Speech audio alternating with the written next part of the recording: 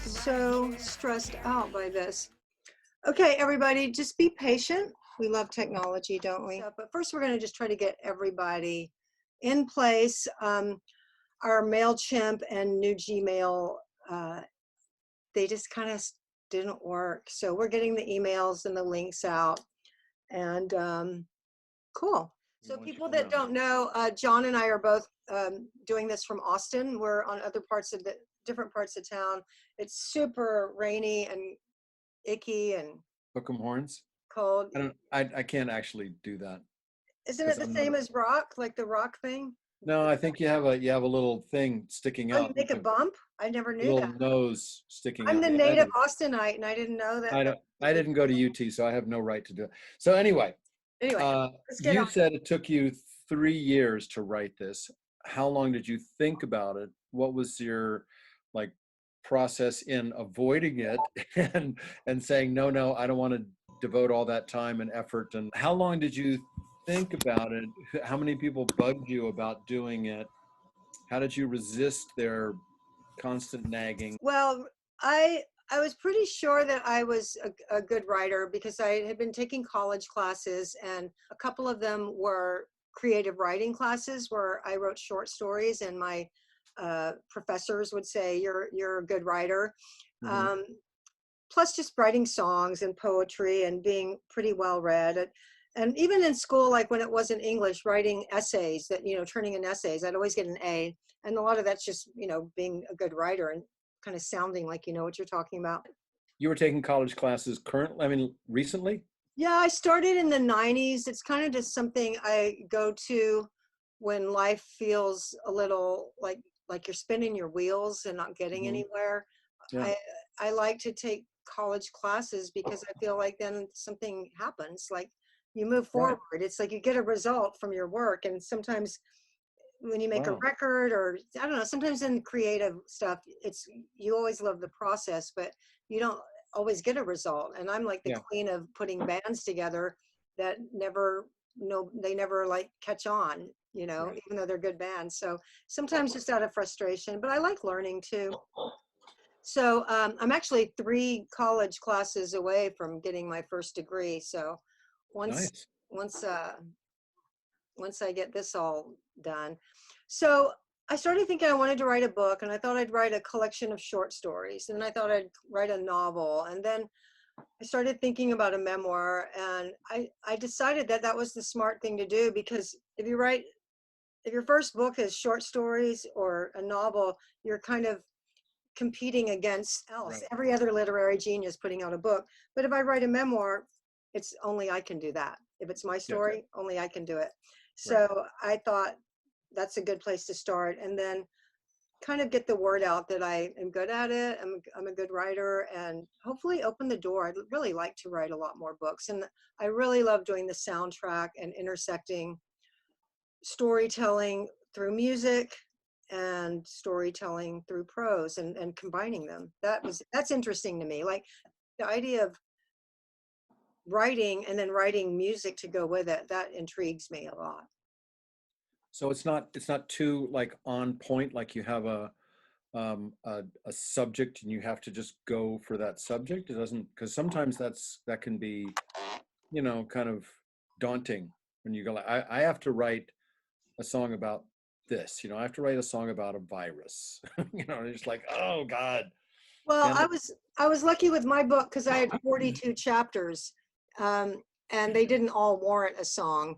But yeah, you're right. Like, I don't know if I would never be somebody that could write a song, like just be in a songwriting, what do they call those things? Like in Nashville where they all, a hit factory or a song factory. Right. I couldn't do that or anything. But the thing with a soundtrack, it doesn't have to be a song. You can you can start doing beats or bass riffs or guitar licks, and just, it's kind of like, it doesn't have to be a song. It's a soundtrack, and it can be music. It can just be musical. So yeah, I don't know. So are you a closeted gearhead, and you know all the tricks of the recording trade? I'm good at Pro Tools. I'm pretty damn good at Pro Tools, and I have very basic but good gear. I have a really good mic pre. That's the amp. Gibson Skylark. It's the best amp in the world. It can sound like a Marshall stack, or it can sound like a Fender. It's just the best. There you go. And yeah, I don't really need a lot. I have a good compressor. I have like I couldn't do. I've had studios where I could do a whole band, but now Yeah. this is it where I am. Yeah, yeah. I did a whole record here for 8 months. Nice. So there was no resistance once you decided I'm going to write a memoir. There was no, you had no like resistance about, oh Jesus, can I do this, or it's going to be too hard, or it's going to. I mean, you just thought, okay, fuck it. I'm willing and ready to dive into this. No, it wasn't like that at all. First of all, I someone says, "Oh, I want you to meet my agent. They'll help you." And I called this like big New York agent, and it's no, it's not you, Christopher, somebody else. And they said to me, my actual agent is on the chat, and they said, the only book you'll get a deal for is like just spilling the dirt and telling all the dirty secrets of the Go-Go's. And I'm like, that's not the book I want to write. That's not my story. And I'm not writing about the band. I'm writing my story, and the band is in there. But UT Press wasn't like that. They were like, we want you to write your story. And they just gave me carte blanche, really. They just said, just do it. And the biggest problems I had after that were my own problems. Just, I mean, I think I spent 7 months on 3 chapters, like just making them over and over and over perfect. Like, and I just kept writing them over and over again. And I finally realized, okay, I'm never going to finish if I keep doing this. And then I really struggled, what they call the 3 Ps: perfectionism, procrastination, and paralysis. I had them all. Oh, and how did you get over each one? You just had to, I had to kind of realize and own it. And like, I've always been pretty good at being self-aware and self-honest. Since I got sober, I don't really bullshit myself very much. And I don't even know if you can get sober if you are able to do that too well. So I could see what I was doing. I mean, when you're like more interested in doing your laundry than writing your book, it's like pretty clear that you're like in a deep procrastination. Or like I would sit down at my old house and I'd look out the window and I'd see this pot and it had a crack in it, and I'd be like, I gotta fix that crack in that pot. Yes. And like, really, it's been sitting there for like 4 years, like, Yes. you know, but like right then it's more important than writing. So once I recognized that was the issue, and I just started carving out, not big blocks of time, because I'm a mom and, you know, life is always kind of churning around. So I got pretty adept at just going, get 2 lines, go sit down for 20 minutes, get 2 lines further. So you didn't have a a routine from 10 in the morning to noon. You're going to sit down and write 500 words.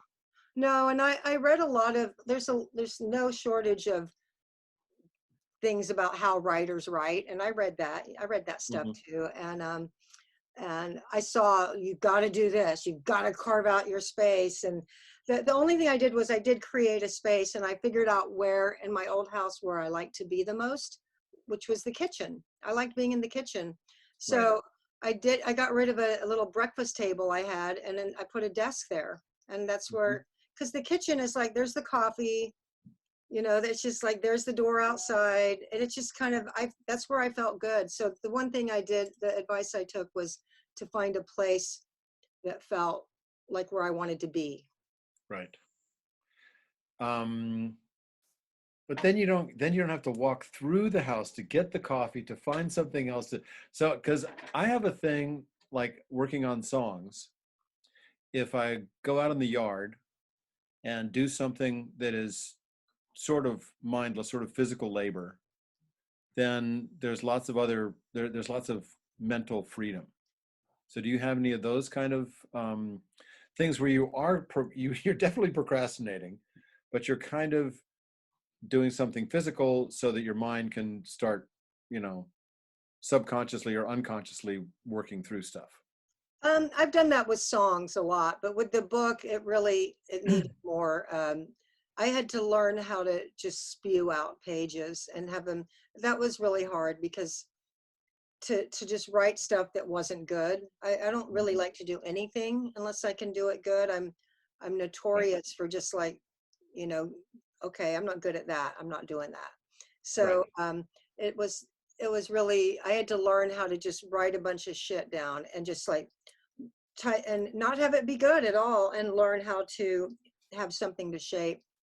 But what one big problem I had was, because I like doing music so much, was if I started getting kind of stuck, I would like go work on songs, because I would feel like I was still being creative and Hmm. Hmm. productive, even though it wasn't the job I needed to get done. But it kind of, in my mind, it felt like, okay, but I'm still doing something important. Did they start inspiring other stuff with writing?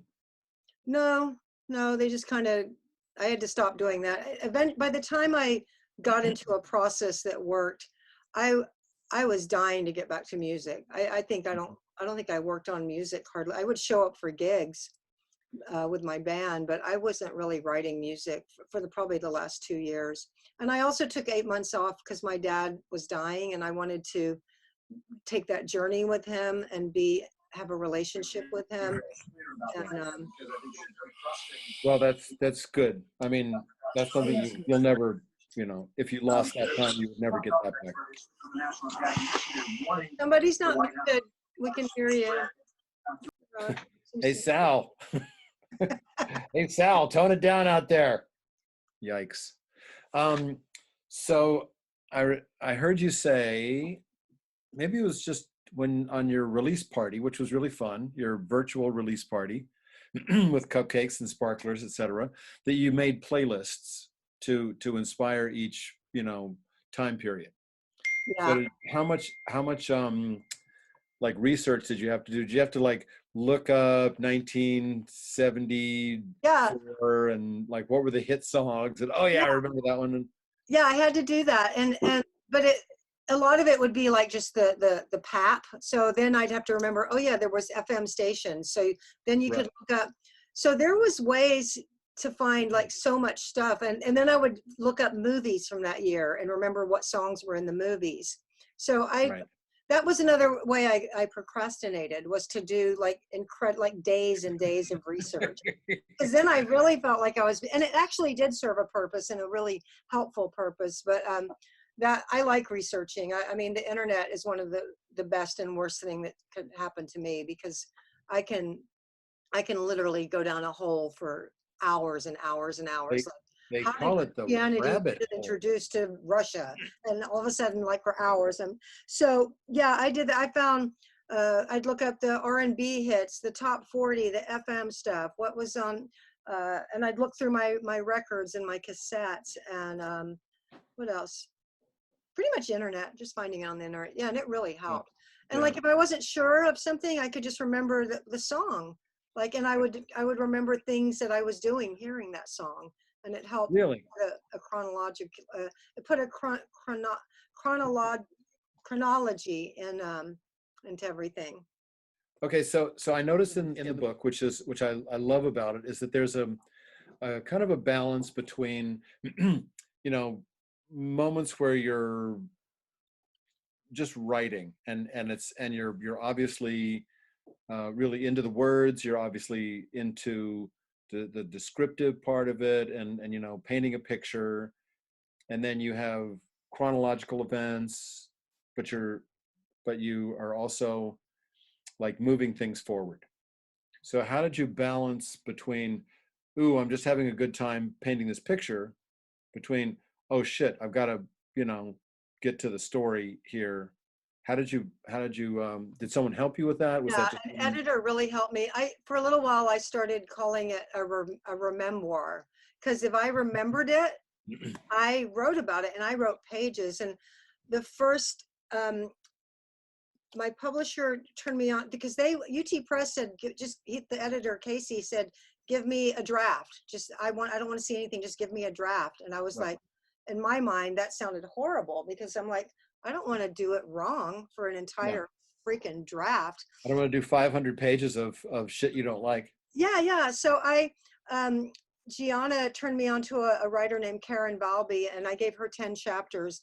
And it was the best thing in the world because, first of all, she said, you're a beautiful writer, which is like, I need praise. Like, I thrive on praise. Sure. And then she would also like put big like red crosses and then this note like, nobody wants to read 4 pages about your grandmother dying, and or she'd say like, this, That's cruel. but it's true. Like, Like, fuck your I'm like grandfather. writing, Because my grandfather. Jesus.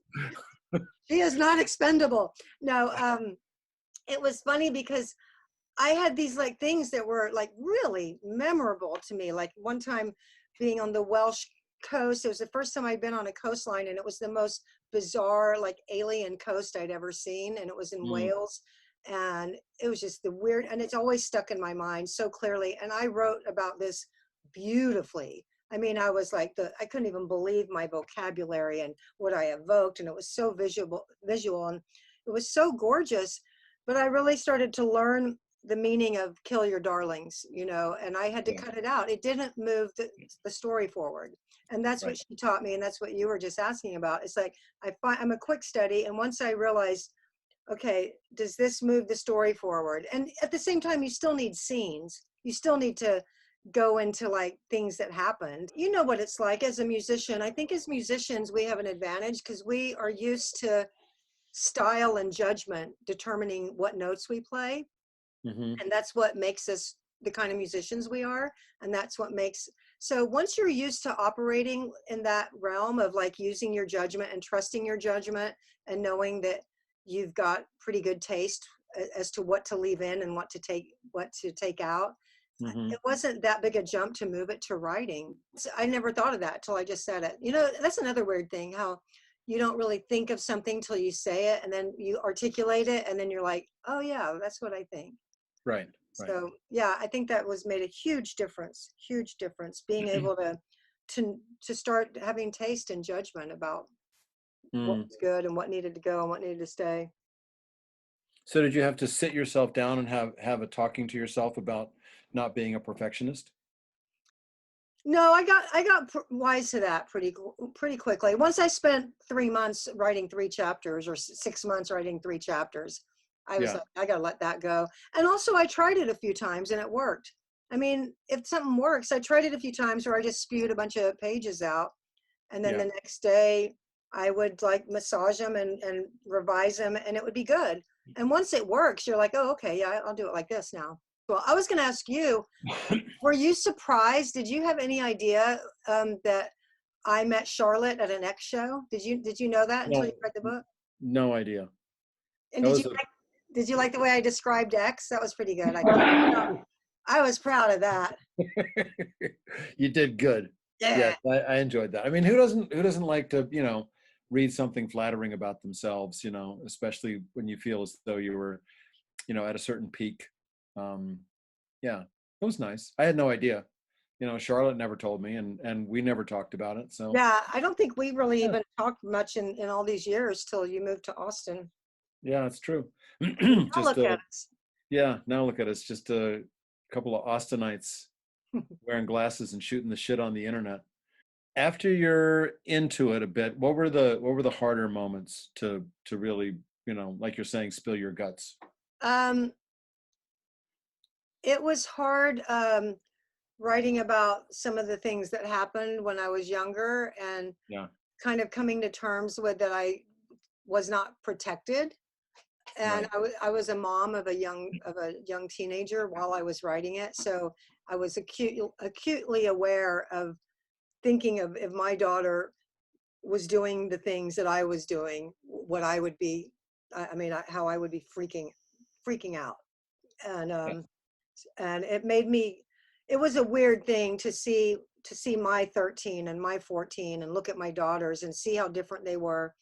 And you know we didn't start talking about this yet, but like I did a soundtrack, and there's one chapter called Just Do It, where I hitchhiked to Houston. I end up in a bad situation. Yeah. A guy's like, just kind of like, come on, baby, come on. And I finally was like, I knew he was never going to leave me alone. And I was like, just do it. Just do it. Right. because I wasn't a virgin. I'd had sex, but as I wrote in the book, that was the only time that I didn't want to, and that like really didn't want to. But in my mind, I was in a bad situation, and I told him to go ahead and do it. So I never thought of it as rape.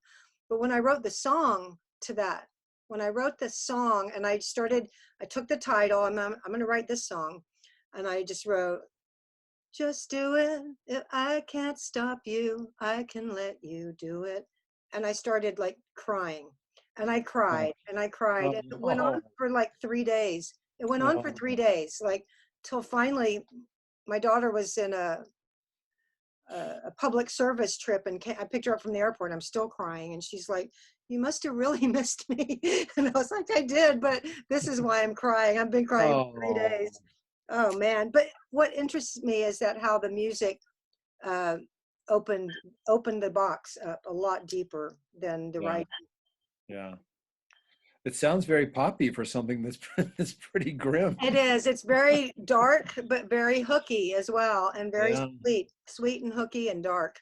I like that's what they that's what they say about you, Kathy. Sweet and hooky and dark. it. I'm I was going to just ask what were the more exuberant moments? Like Oh, where you know like the when you're writing it and you're like sort of back in that moment and it's like fuck this was a good time and did you celebrate afterward? Did you go like do a happy dance or you know? it was Because I really did. it was I really honestly, fun. when there were moments that were you know really fun, and I wasn't talking about you know difficult things, which I didn't go anywhere near as deep as you did. Yeah. It it felt great, and it just kind of flowed out, and it was all like, wow, this is so much fun. Yeah, it was really important to me that I get what it felt like on the page, because to me that's what memoir is. It's like Yeah. if I can put what I was feeling as a writer and have the reader go, "I know what she was feeling. I felt that way too." Then I felt like I was connecting the way I wanted it to be, from writer so when it was joyful, I mean, like it was just so much fun. I loved writing about that first night at the whiskey when I played and went on stage, and just Hmm. like it's just like it's sold out and everybody loves the freaking Go-Go's. And I've been playing in bands for years, and I think I'm like pretty like in my mind I'm like a seasoned pro after 4 years of having bands, and yet I had never felt that where I'm on stage and it's sold out and everybody knows your songs and they're just Yes. going bonkers, and it was so joyful. So I really wanted to express what that felt like. And going back further, what it felt like to just plug an amp and a guitar and just let it rip and hear that noise and go get your first, I mean, to just, I think so many musicians will relate to, I mean, I think everyone will, but musicians, I think we all remember getting our first gear, our first guitar or our first amp, and what that felt like. And I really wanted to get that on the page. And making the Beauty and the Beat. When I wrote at the end of that chapter, I think I said it would never be that easy to be in a band again. It was like the best time of my Mhm. life. I mean, Yeah. that life, not my whole life. Now I've Right. had lots of great times, Sure. including like failure. I've had some great times as a failure. But for that moment, leaving New York City after making that album and having the best time with Belinda and Charlotte and Jane and Gina, and I was sure that it seeped onto the record. I was sure that how much fun we were having.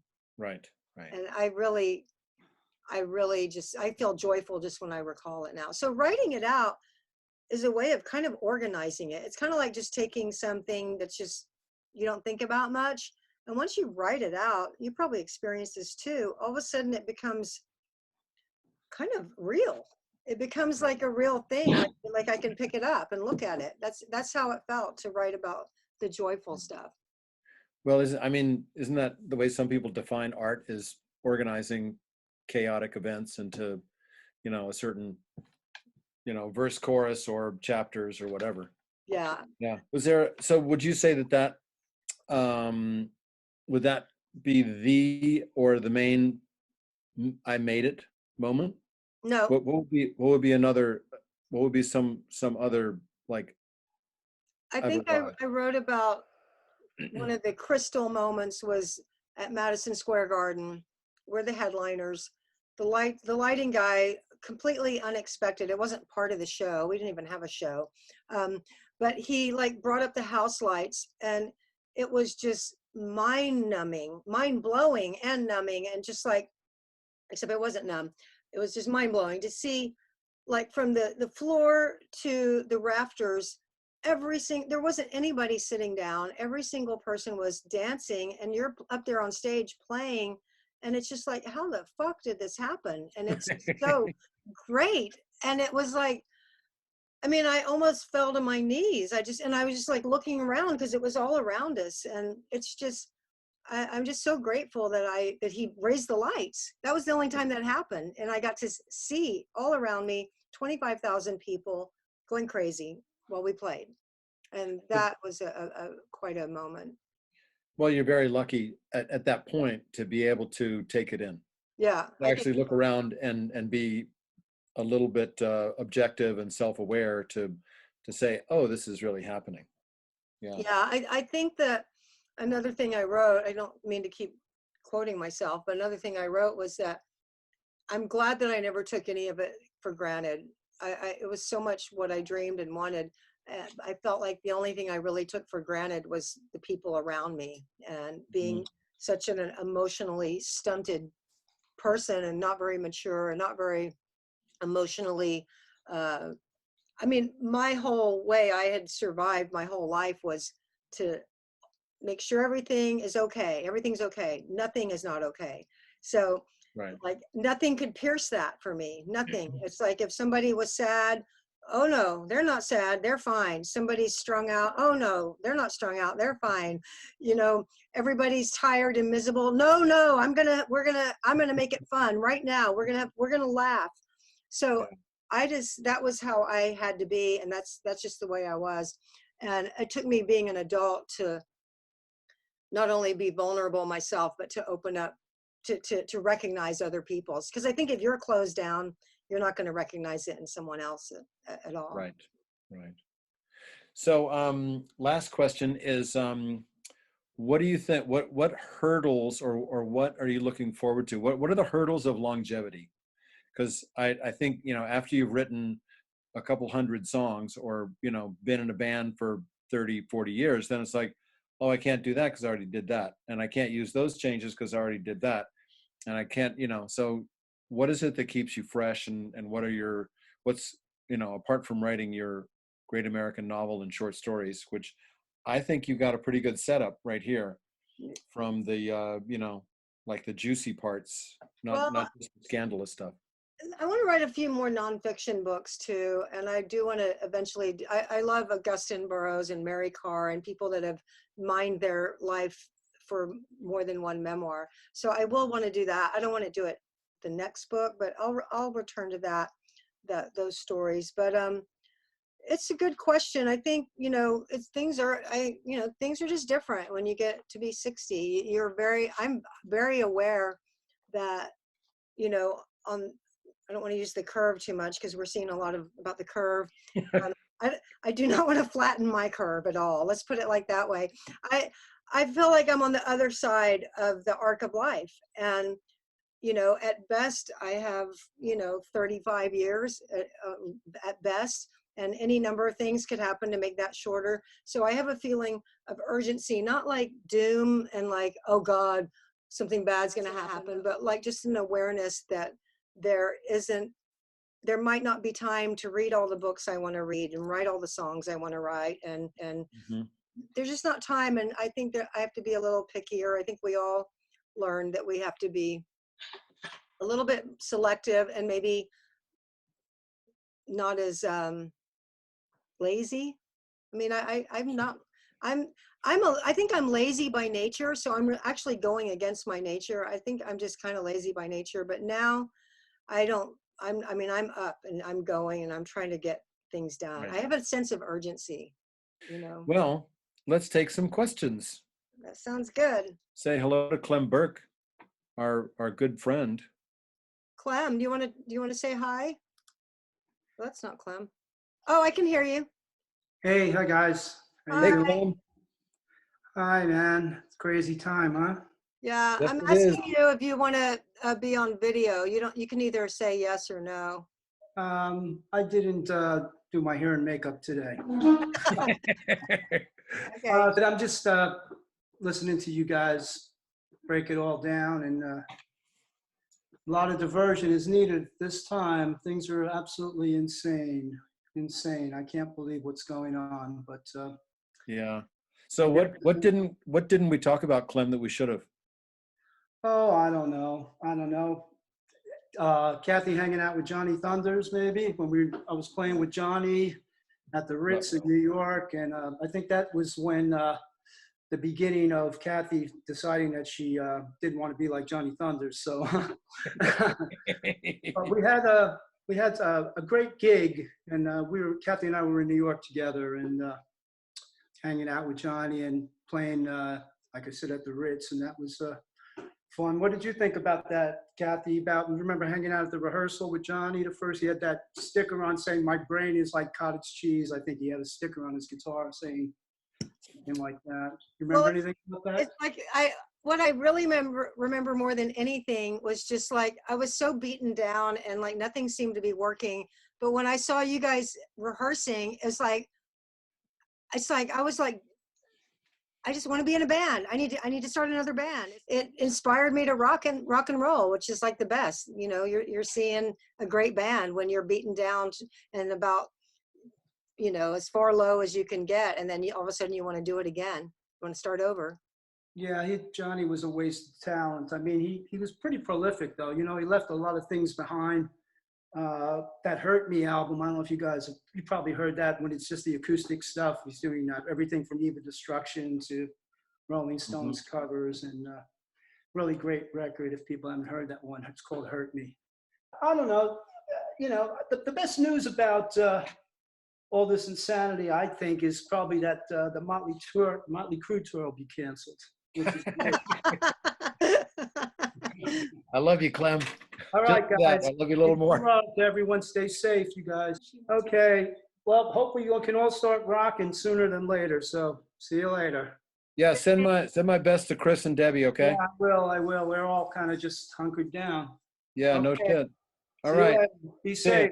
So far, I Uh, just uh, see people like talking to each other. That's yeah, it's like this book is beautifully written, and I'm in my PJs. Tell her I'm sending private messages of questions to her.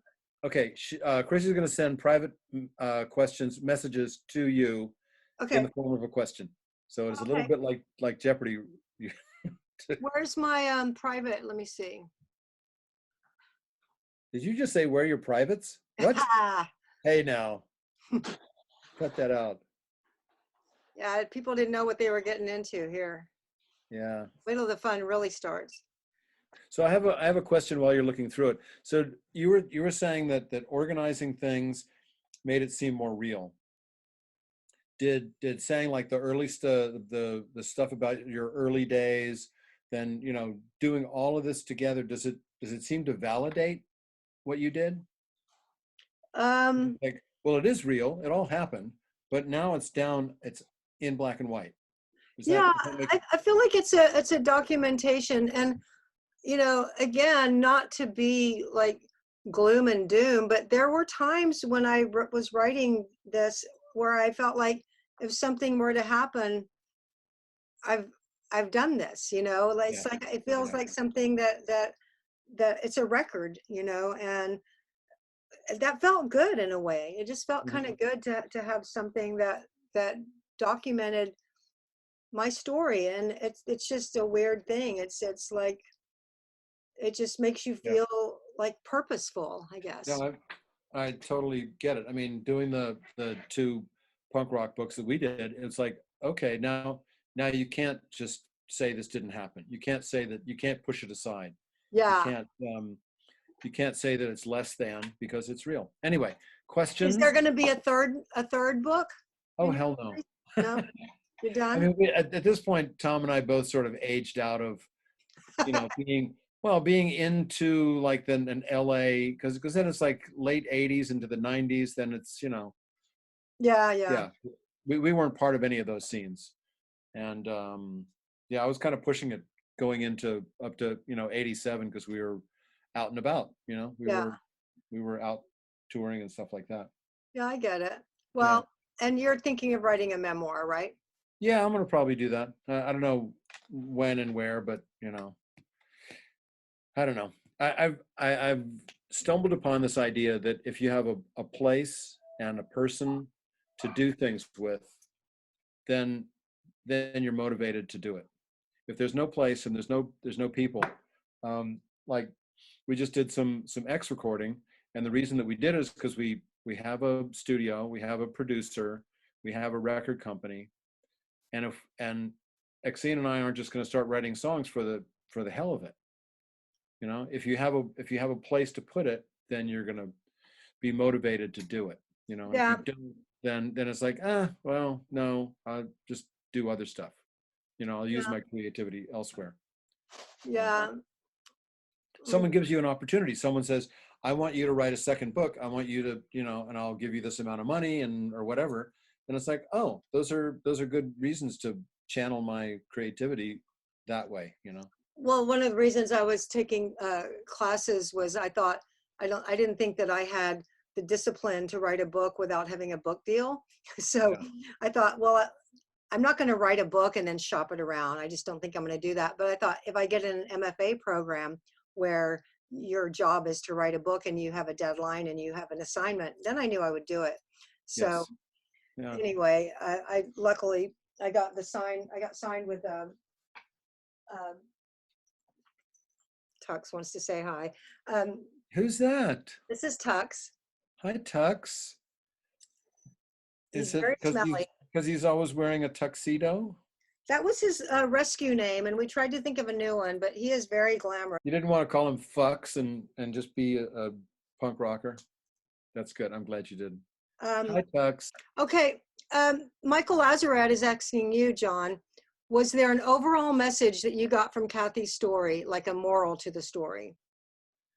There was a lack of morals at first, but yeah, I would say that you just have to follow your oh, it sounds so cliche, but you have to follow your dream.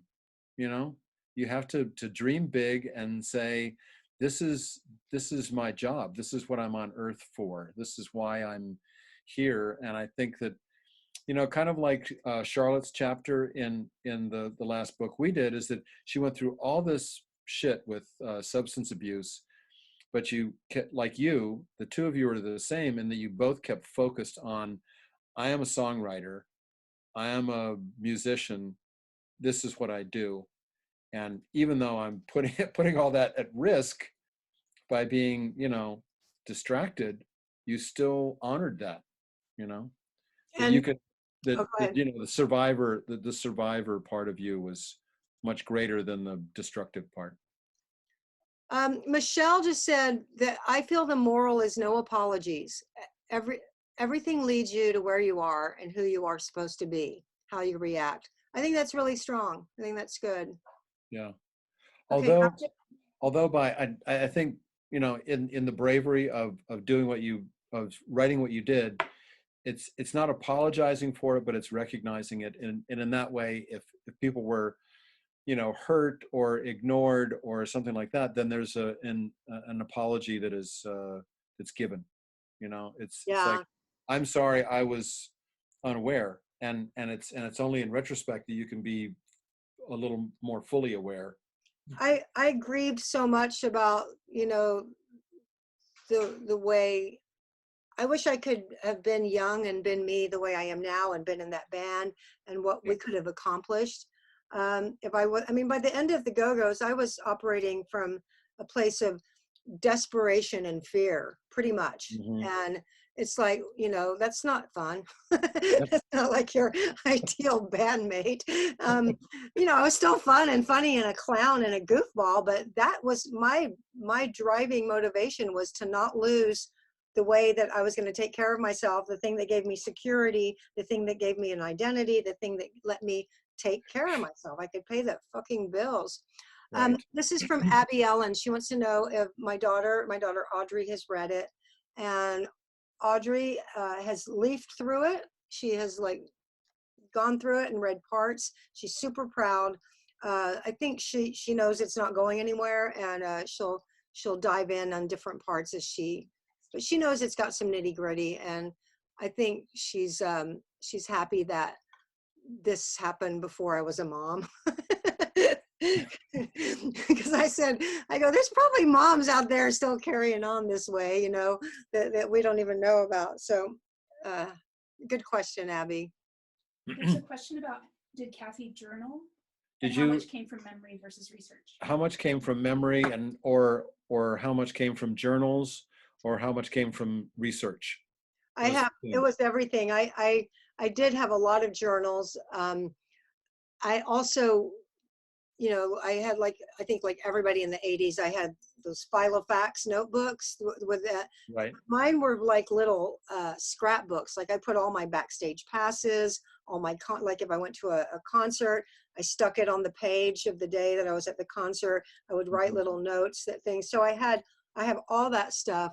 I have all my Go-Go's press. Like we had a publicist that would send us these giant folders full of copies of from all over the country, and I kept it all, and that was surprisingly helpful, because a lot of just some journalists in Boise or wherever would just write, the band came off the bus and they were griping about this had just happened and so had quit and I'm like, oh yeah. So it was amazing how much the press helped, because they would all kind of put their little spin on their story. Yeah. So I had that. And another thing that surprised me writing it was how things that felt like they lasted a year were actually happened in a period of a couple of months. That surprised me a lot of times. Yeah. I was like, really? So what sort of and what sort of research? You said research helped a lot. Internet research, going through my archives of stuff, and the press and all that, and the itineraries, you know. So you kept a lot of that stuff. Yeah. That's So good. we've got another 15 minutes if you're cool with that, John. Yeah. You know what? I don't have any place to go. My calendar seems to be wide open. So fun stuff about the when you first came to LA. Well, I have to say, when I was growing up, when I was a teenager in Austin, I was not a genre snob at all. I mean, I would start out the night and I would go to like the rock club where a band from Dallas would be playing all covers, and I would time it so I got there for their Bowie set where they played nothing but David Bowie. And then I'd go downtown to the very first Antones and I'd catch the T-Birds. And then I might end up at a place called the Split Rail where Alvin Crow would be playing. And so it was really, and Doug Somm played a huge variety of music, like from Tejano and conjunto to swing, and then he'd whip out a Stones cover. So there was such a wide spectrum of music, and I just had so many favorite bands, and Paul Ray and the Cobras were it was just so much good music. What I loved when I got to LA was the scene, how my favorite bands were the Weirdos, the Alley Cats, X, Valentine's band, the No, and so there was and the rockabilly bands, you know, Levi was playing, and it was really cool. It reminded me of Austin in a way, because in the Blasters, there was that spectrum, and you could like go to any show. Like I didn't feel like I needed to look like a punk to go see a punk band. I didn't feel like or look like, you know, a typical or stereotypical. And I loved you guys, because I went from like wanting to be a guitar hero to going, hey, I don't have to be a guitar hero. I can be in a band now. And yet then I see X and there's a guitar hero. So I love that everybody, like I had never let go of the idea of being able to play really well. Like, you know, being in a punk band to me didn't mean that you could be sloppy. You know, you still had to play well for me to dig it. Yes. Well, you could, but that was a different That thing. was my thing. Like Yeah. I didn't like the sloppy, and I won't name names, but I didn't like the sloppy bands. Right. But I mean, to me, there was like everybody could be a a star. You know, you could be a great bass player, like the Alley Cats had Diane Chai, and she was a really engaging and great bass player. You know, Oh, and there sure, were yeah, some guitar players that were not all that fabulous, so you didn't have to have like the incredible lead player. And so you didn't get wrapped up in any of the what's punk rock and what's not, and what's new wave and what's too pop, and so you kind of sidestepped some of that stuff. yeah. I mean, by the time because I got hip to punk in England, and I would see, like, I'd see the punks on King's Road, and they, to me, intimidated me. But then I'd go see a band like the Vibrators or Eddie and the Hot Rods, which was just, it was rock and roll, you know. And Yes. I pretty much put together pretty quickly that you know, punk rock was more about an opening up and being able, an attitude and energy, and not being just like bombastic and overblown. And so yeah, I very quickly, you know, gravitated. It was all about the songs to me. That's why I liked the Sex Pistols, because the songs were great. That's why I like Blondie, because the songs are great. That's why I like the Ramones. If there Mhm. wasn't the songs, you know, just Yeah. songs were like so smart and so great. It was just like it really had to be songs. Yeah. Well, not to you know, toot the horn of the LA scene at the time, is is people kind of had to carve out their own style of music. You know, so the Plugs could play with the Alley Cats, but they weren't the same. Yeah, You know, and the Controllers had some of those elements, but they weren't the same. They were exactly. their own kind of That's thing. what I wrote in my book. Each band had a character of its own. It had a really distinctive character and personality. Yeah, Yeah, and I think it was kind of similar in New York. You know that Blondie and the Ramones came up at the same time, or maybe Blondie was a little bit later, but they were totally different. And Talking Heads were totally different from them, and so were the Heartbreakers, and so were, you know, yeah, Richard Hell, and et cetera, et cetera, et cetera. But, yeah. And I think that's crucial for a scene. You know, like yeah, scenes are always organic, and I think that's one of the crucial things about a scene is that there's everybody's doing this, but they're doing it their own way, very individually. right. And you Next. mentioned, I forgot, you mentioned oh yeah, the Plugs, like the Plugs came through Austin and played at Raoul's, and Mm-hmm. we like hit it off. And they were pretty much the only people I knew when I got there. This was, Mm-hmm. and they took care of me. Barry took me under his wing. Charlie gave me my first haircut. Um, Tito and Oh, Janet, they were like just they took care of me. It was like yeah, I'm so indebted. I was underage too, so Charlie would say, "Here's the clubs you can go to, or here's the show you can get into." right. Well, the funny thing is, you said, you know, you didn't feel the need to look like a punk rocker. And if you look at photographs from, you know, 77, 78, 79, there's a bunch of, you know, teenage kids that just have floppy hair and, you know, some OP Sunwear t-shirt. And it's just like, you're just a dumb kid and you didn't give a shit. You're just like, oh, this is fun, so I'm going to go. You didn't have to look the part. You didn't have to have, didn't Exactly. have your thing, you know, you just And couldn't.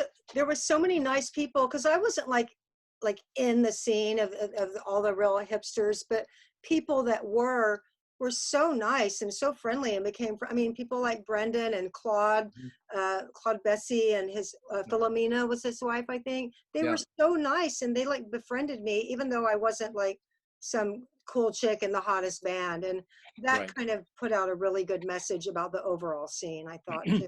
Well, you were both in a cool chick and in a hot band. So, Well, is there another? Oh, we've been asked what makes a good rhythm section. wow, good question.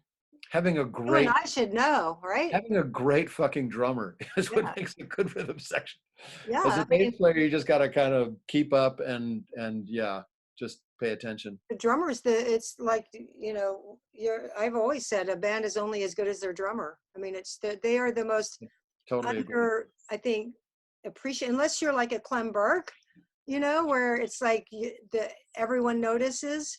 You know, a lot of the drummers are just back there taking care of business in the most amazing way, and people are just focused on the front person. Yeah, but you know, and this is probably because of what we've done for many years.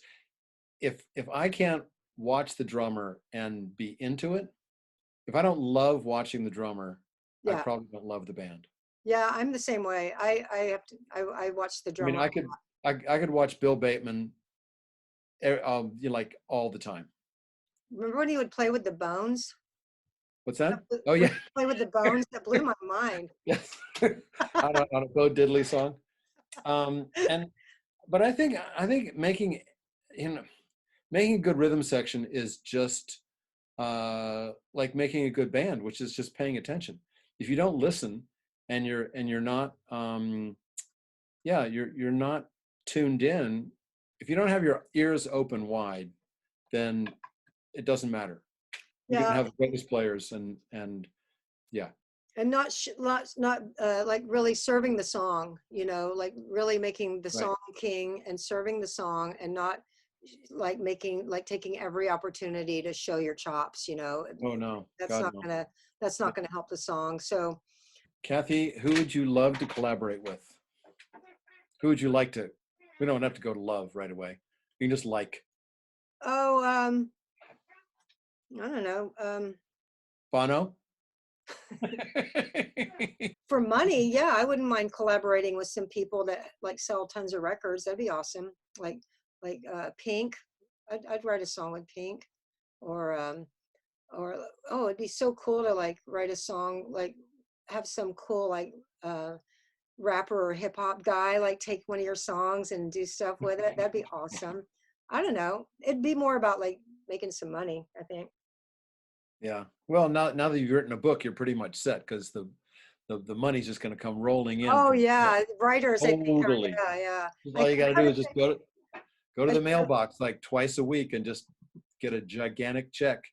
the Uh, movie though. There you go. yeah, the movie, Kathy Valentine, the movie. Um, Abby Ellen wants to know, do I think this book would make a good, I think it would make an amazing TV show. And I think like a really gritty, and I don't think it should be the Go-Go's. I think it should be a fictionalized version, kind of like Orange is the New Black took that book and made it a whole thing. I would like that a lot. I don't ever want to take something that the Go-Go's could do and take that away, or go into that territory. But if my story could be made into a TV show, Abby, I think we should do it. Let's do it. All right, all the TV producers start lining up. I do have a good ex story real quick. I want to tell you guys. I knew that Margot was really good friends with X, so I was always kind of scared of them, that they would think like I was the bad person that took their friend's gig away.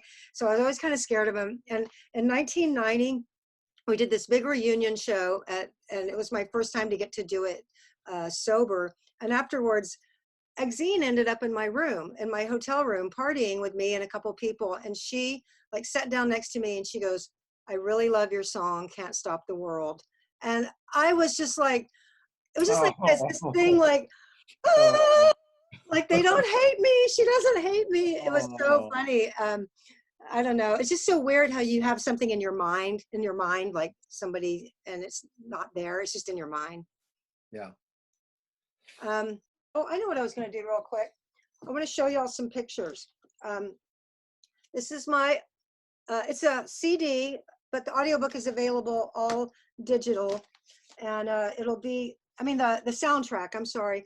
The audiobook will have that. And I dug through all my cassettes and it has like underscoring. It's super, super cool. I think y'all will like it.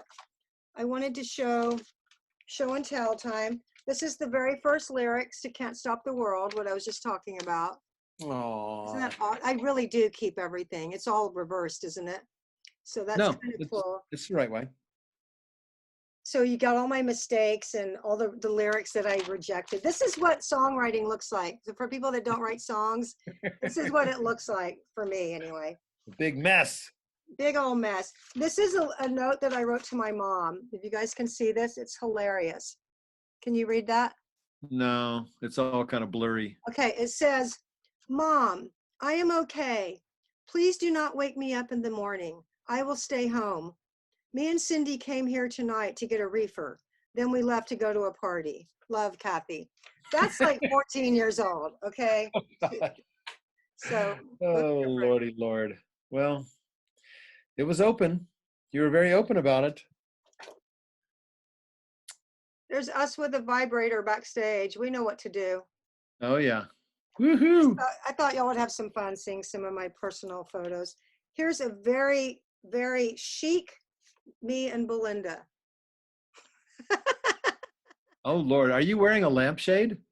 I think I'm wearing like a rice patty hat. Oh. I don't know. Is that wrong? Is that politically incorrect No, to say it's rice not. patty? That's not appropriating someone else's culture. Okay, good. Not at that point. Yeah. So did y'all have fun? Let's like hear everybody. Unmute them all. Unmute them all. Unmute all. Everybody. Oh, so fun! Oh, this is crazy. We weren't expecting that. Like we find all these people like, okay, that was weird. Well, it seemed like a good idea. It's a great idea. It was a party. Did you hear that party going on? Was it a party or was it just like kind of like madness? It's madness, and you're still on.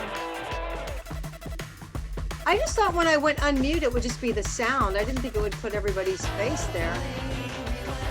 Anyway, everybody, thank you so much for doing this. I hope that it was fun. It was fun. I had fun. You're a good interviewer. You're an interviewee. Good job. I'm a blabbermouth. You're very good. You're very good. Chrissy was right. You knew how to do this. Continued success for a wonderful memoir. Thank you. Thank you. Bye, everyone. Thank you. Bye. See everybody later.